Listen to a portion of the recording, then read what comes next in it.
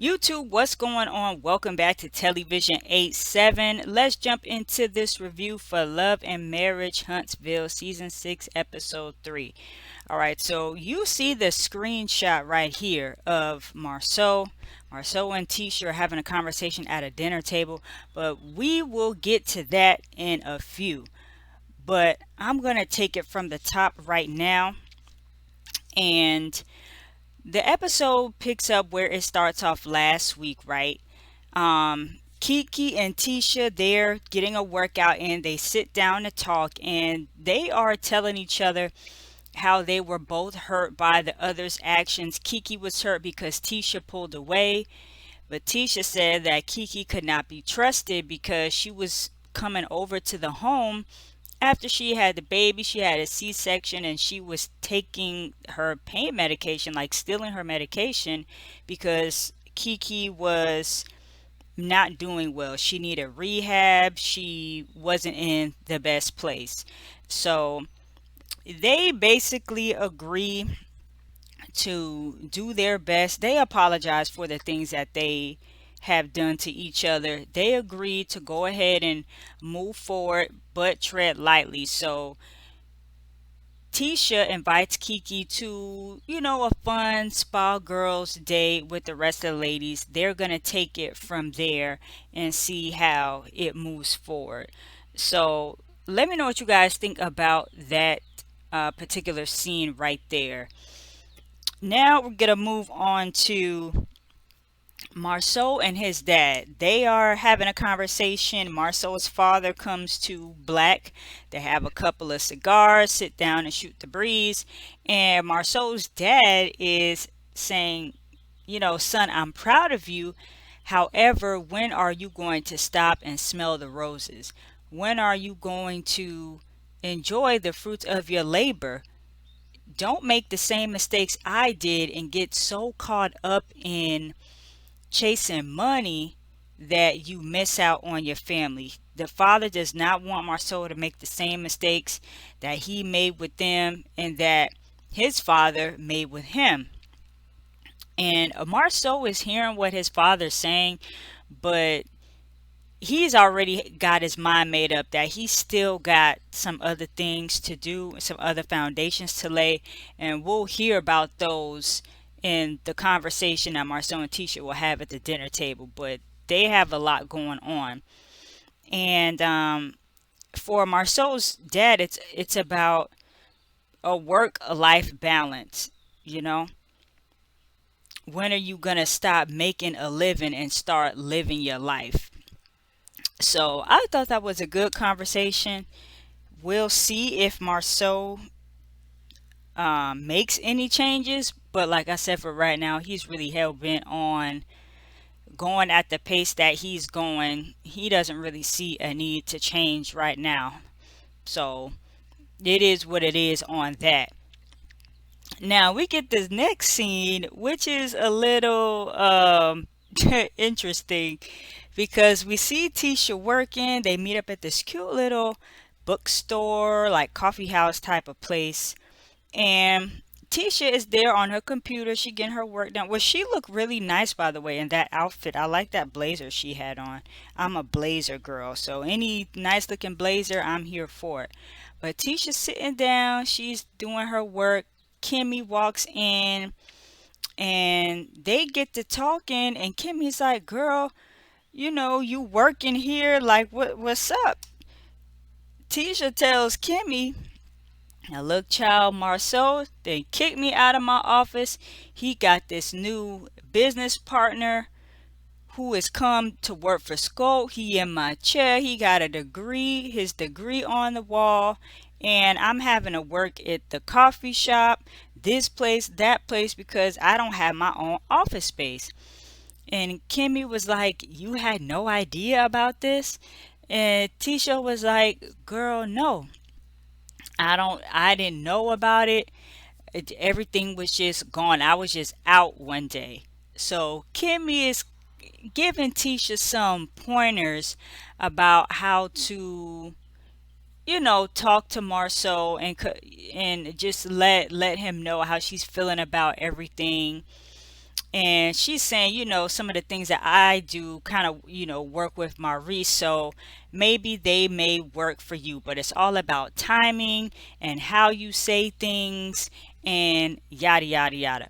I think Kimmy Kimmy gave sound advice, but Maurice and Marceau, even though they are alike in certain ways, they are also different. I think Marceau and Maurice, excuse me, is always a little bit more open and receptive to things, but when Marceau just has his mind made up, he ain't trying to hear nothing, nobody, what anybody else has to say. It's like it's his way or the highway, where I think Maurice has a tendency to, be in his ways at first, but then will come around and kind of bend a little bbit and will be more open to compromise.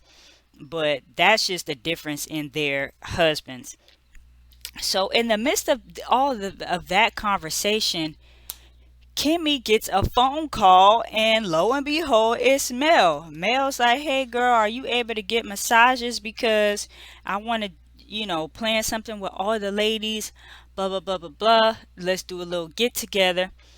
So while Kimmy's on the phone with Mel, Tisha's like, "Can I talk to her? I want to talk to her." Kimmy is looking like, "Girl, I don't want to give you this phone because I don't know what you're going to say. Something might pop off, and we don't need to be cutting a fool up in this here coffee shop." But Tisha talks to Mel, and it turns out the reason why Tisha even invited Kimmy there in the first place was to invite her to like a nice spa day, to have, some massages, to relax and yada yada yada. So out of all times, Mel gets on the phone. Mel calls Kimmy in the middle of that. So clearly that was staged. But anyway, Mel agrees to come to Tisha's event, and Kimmy is happy that they are at least able to have a decent phone conversation. So after that scene, now this is where I'm gonna put this picture back up of Marceau. We get back to the dinner with the kids. We see them, Marceau and two of his girls, they're playing chess. Da da da. Teacher's getting the food ready. They sit down, and Marceau is like, "You guys wish that mom cooked more? Y'all like mom cooking? Well, she can't cook right now because she's working, and she's doing things that are so much more important than, cooking and being here with you guys." And even the son, MJ is his name, was like, "What? How are you gonna, like, I would never let my spouse talk to me like that, especially after 17 years and blah blah blah." And Marcel's like, "Really, MJ? You really? This is what we're doing right now?"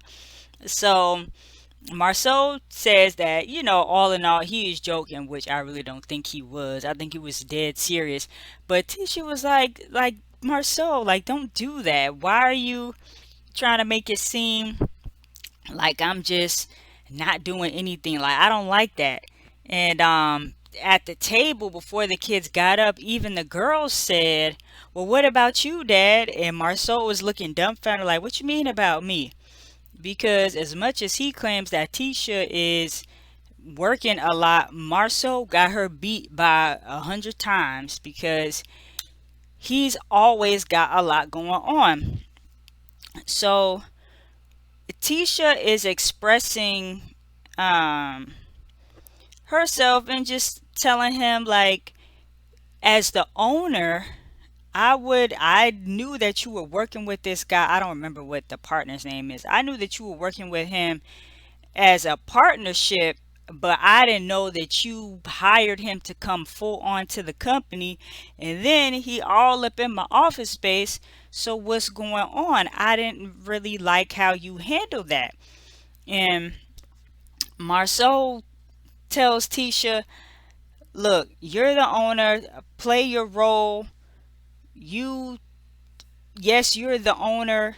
Essentially, you take the money and, run off into the sunset. I'm like the president. I'll handle all the day-to-day things." But Tisha's point is, I should know who is going to be hired coming on the company. Now, Marceau does make a point that, Robert Kraft is over, Tom Brady and all these trophies and blah, blah, blah, blah. He may not necessarily know every single minute detail, but he just sits there and it takes everything all in while he's got other people doing the work. But Scott is not a football team. And even if at some point they do get that big, the owners still need to know. They may not know every single litty itty bitty detail, but they should know who's coming on to the company. They should know about major company changes. So I'm going to side with Tisha on this one.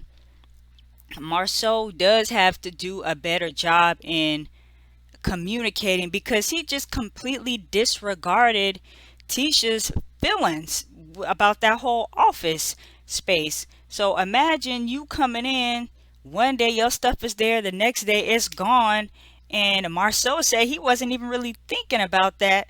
And Tisha was like, well, that's the point. You're not even considering my feelings.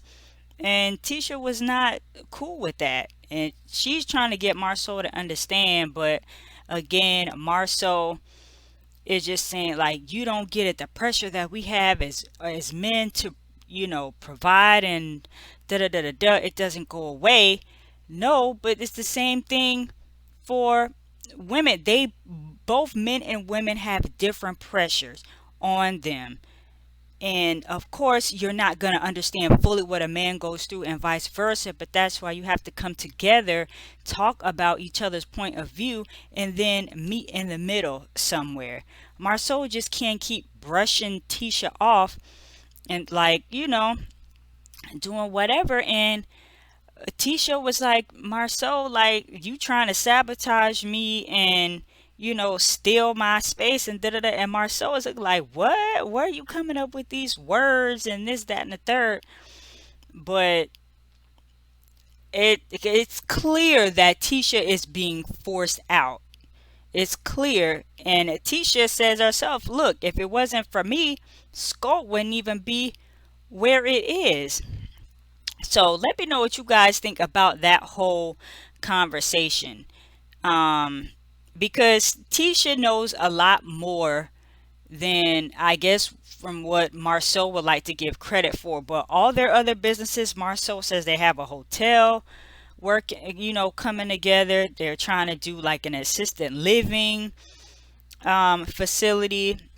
He said a dermatologist facility. Then they want to do Scott Realty, and then they still have to work on building their own house. So Marceau is not planning on slowing down anytime soon, and because he's got 50 million things going on, he is not even really taking the time to stop and consider his wife. So teacher's trying to tell him, hey, wake up, buddy. Like I'm here. You know what I'm saying? I know we're busy and all this, but you can't just be tossing me off to the side because I'm here with you. So drop your thoughts on that conversation. Now, at the spa day, okay? This spa day gets very interesting. Let me get a screenshot here. This is funny because they all get there, and even before they go into these rooms, Tiffany is throwing some little slick shots, saying some things about puppets, got up a sock and is pretending to be a puppet. And Tisha's like, girl, I'm about to throw you up out of here. And we don't want to do that because Tiffany is pregnant and everything, child. So Tiffany is already getting it started. Tiffany is kind of like of this, like the Giselle is of Potomac. Like she going to get it rolling.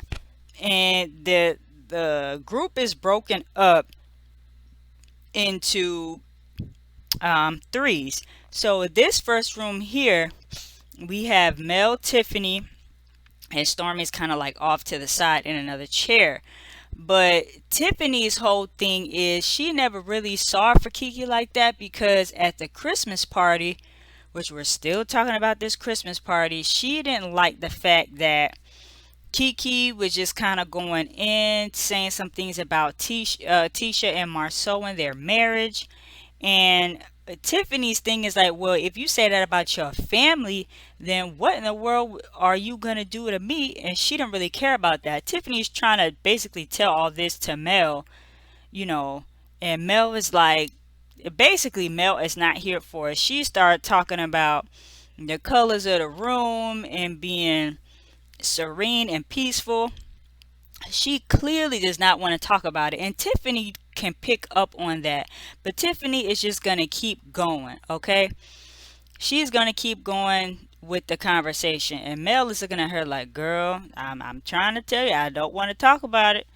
But that's Tiffany's job, to egg it on.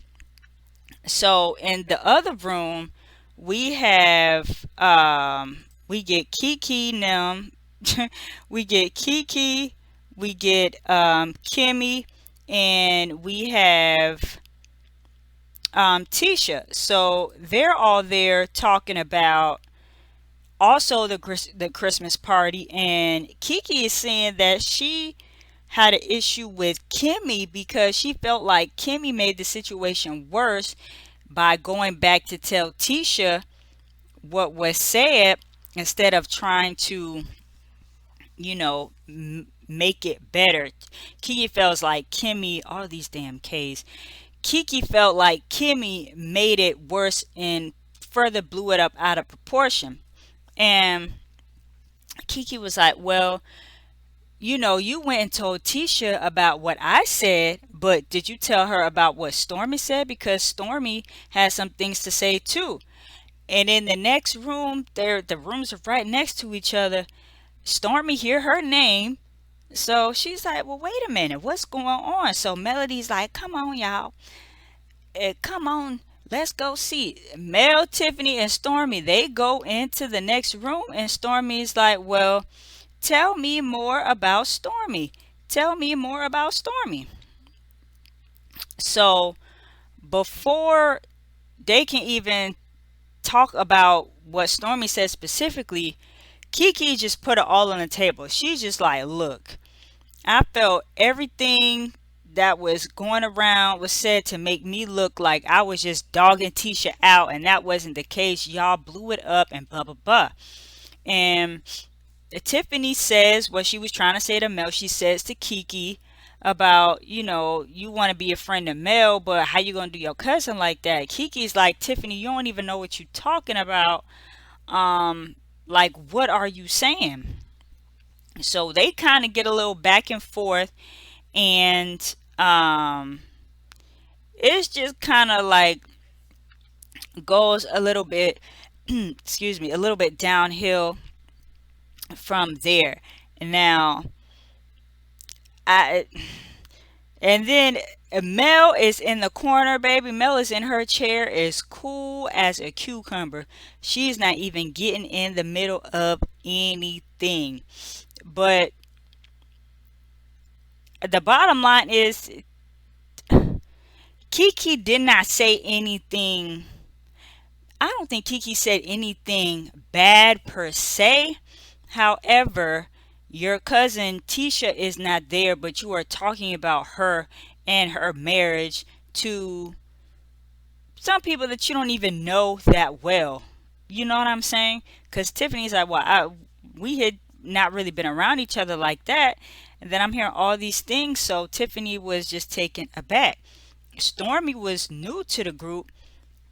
So even though she didn't really like go in on her, like talking about her, that was a little shady. And especially when Mel and Tisha weren't in the good place, it just really looked like Kiki was in the wrong for that. So let me know what you guys think about the episode. Drop your comments below. And what do you think about Tiffany always starting stuff? Better be lucky she's pregnant, okay? Because they trying to keep it cute. They trying to keep it cute. But Tiffany gonna get it going. Mel is unbothered, and Marceau needs to do better.